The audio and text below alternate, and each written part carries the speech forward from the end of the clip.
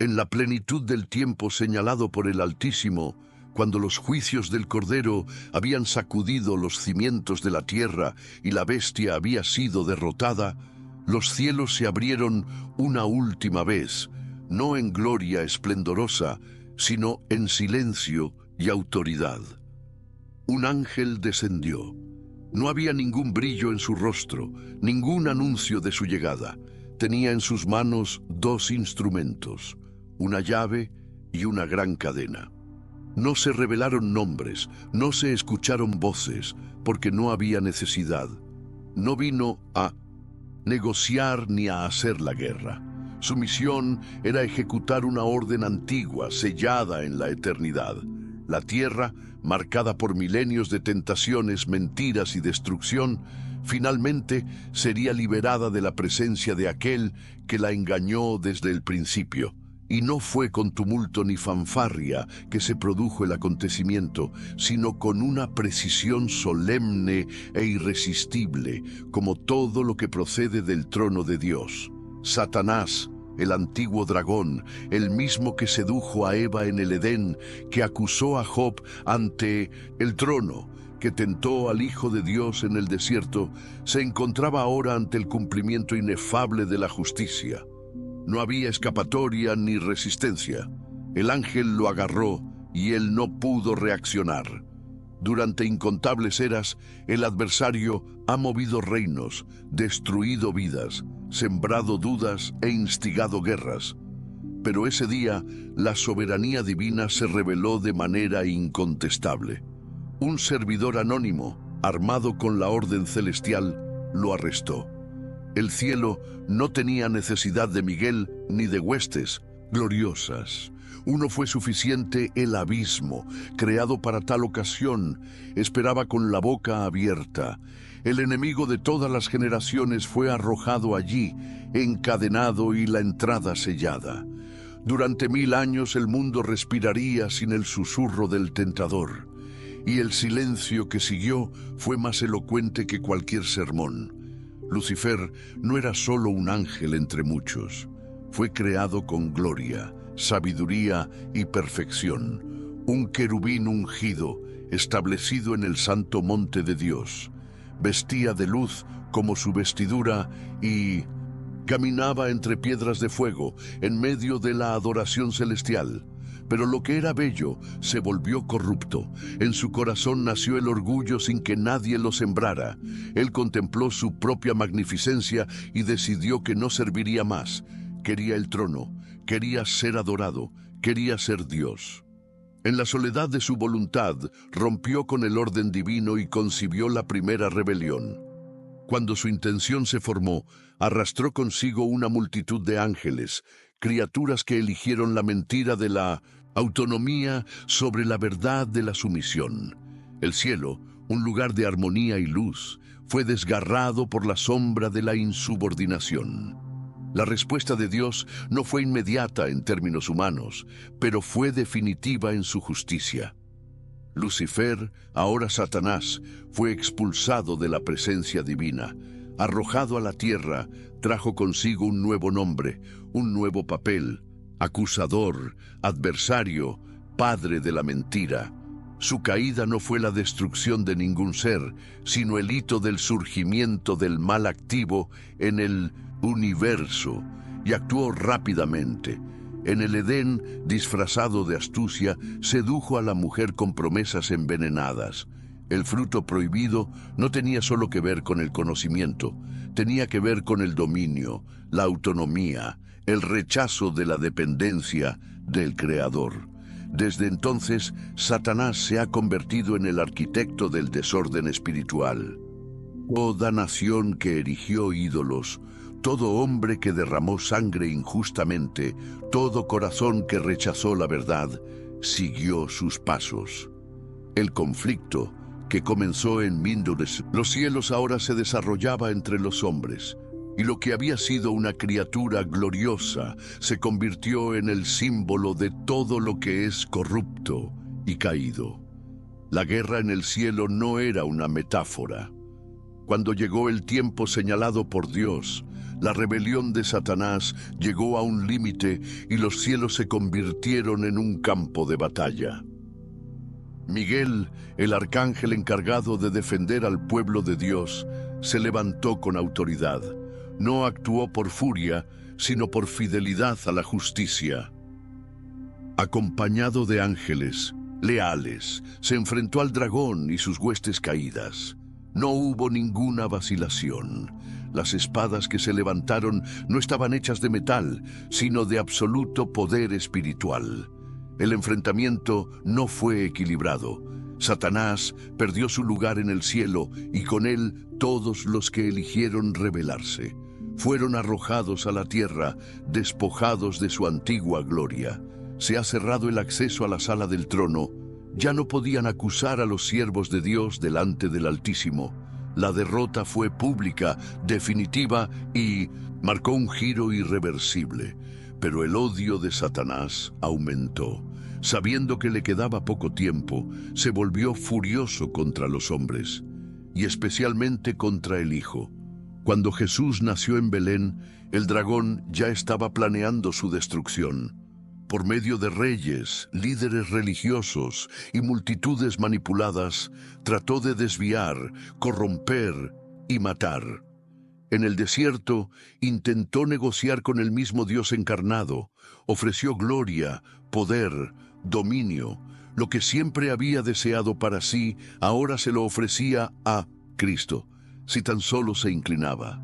Pero Jesús no se rindió. Cada respuesta cortaba como una espada.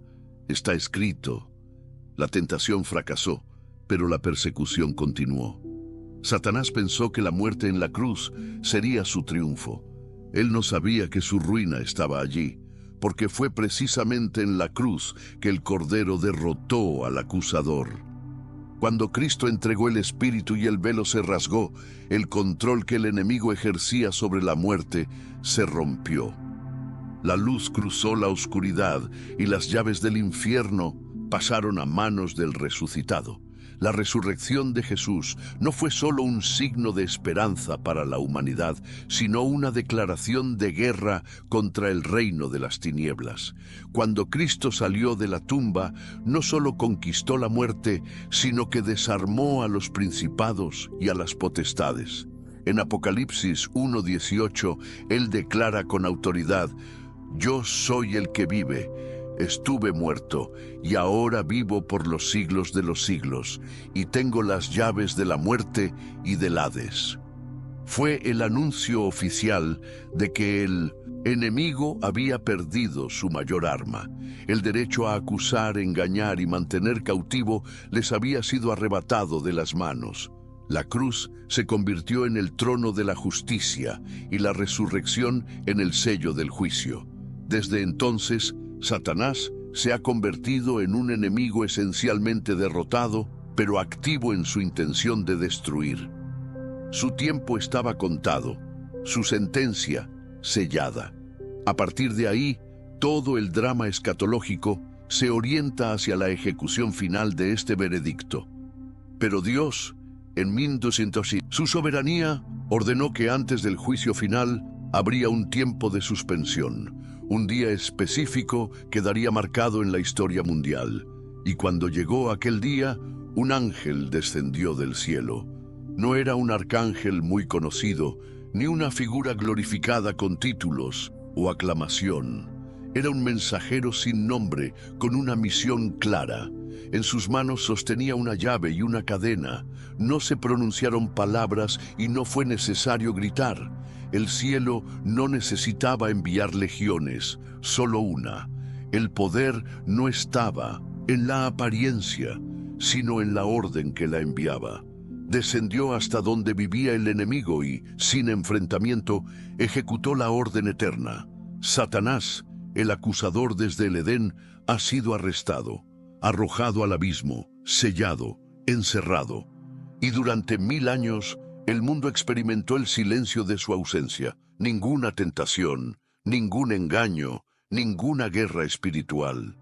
Un tiempo que no fue de paz definitiva, sino de suspensión del mal. Años de silencio.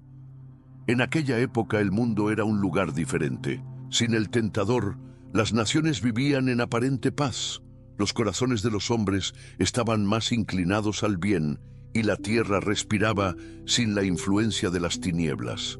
No es que la humanidad hubiese alcanzado su perfección, sino que el mal no actuaba activamente.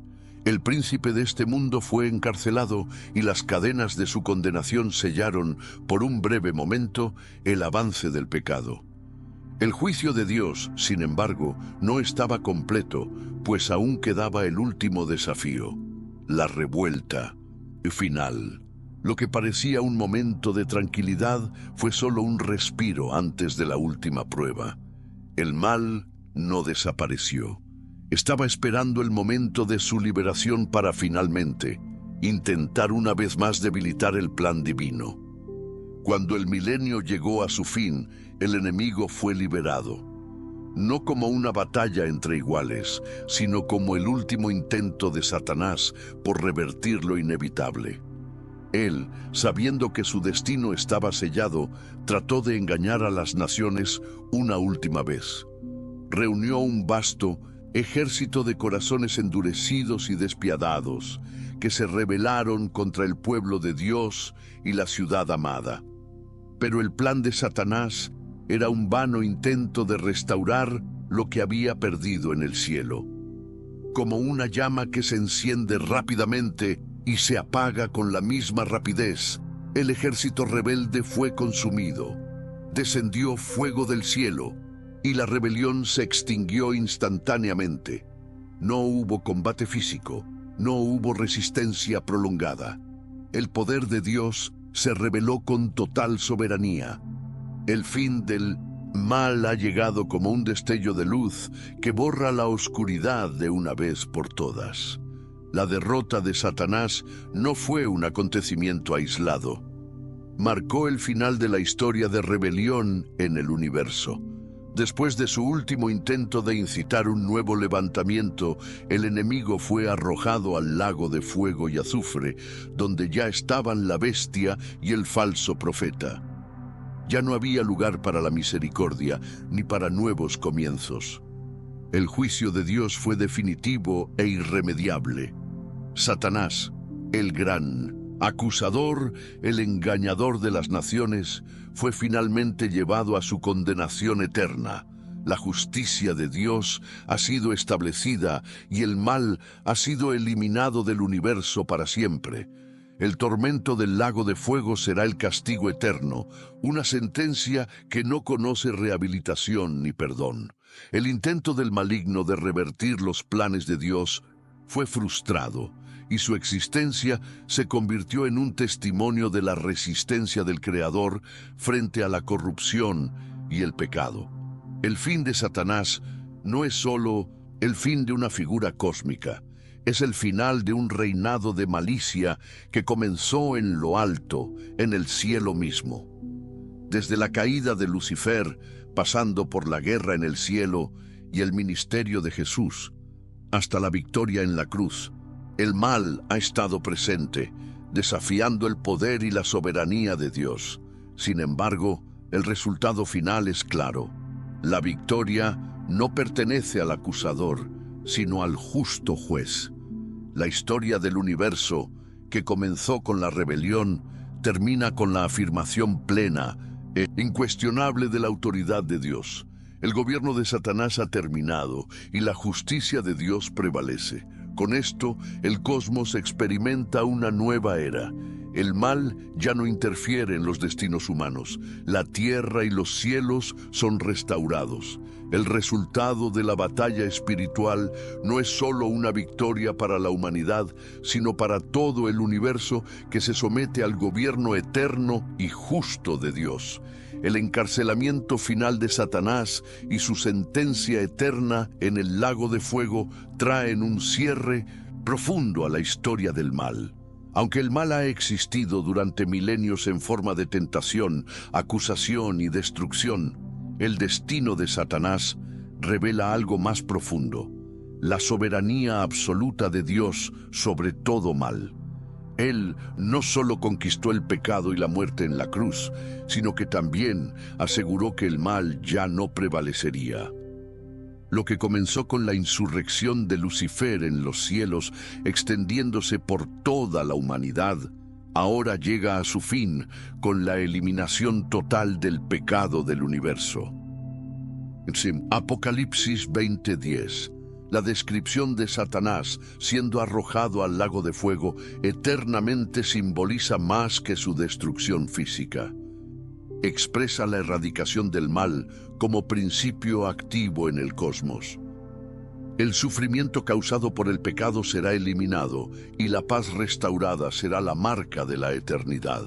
Y mientras miramos hacia el futuro, hacia el nuevo cielo y la nueva tierra donde Dios morará con su pueblo, la presencia de Satanás será un recuerdo lejano, algo que ya no perturba el corazón del hombre.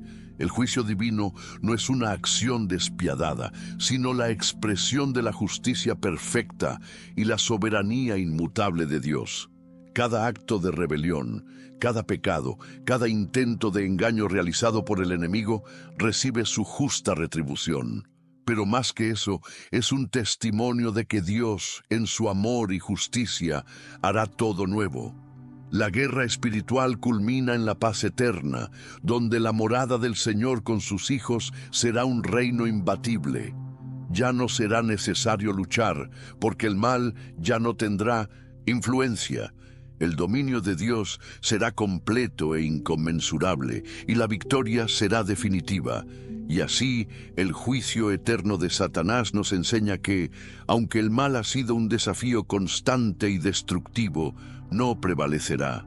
Lo que parecía una batalla interminable llega a su fin, porque el mal, por más que se alzó contra el Creador, nunca tuvo el poder de revertir los planes divinos. El destino final de Satanás es la confirmación de la victoria de Dios sobre el mal, no solo en el aspecto espiritual, sino en toda la creación.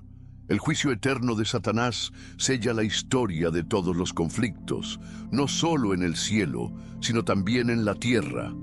Al mirar hacia esta victoria, los creyentes pueden descansar en el conocimiento de que el Dios soberano es fiel en su justicia y amor. El mal, una vez triunfante, ahora no será más que un eco lejano, y el nuevo cielo y la nueva tierra serán la morada perfecta para los hijos de Dios.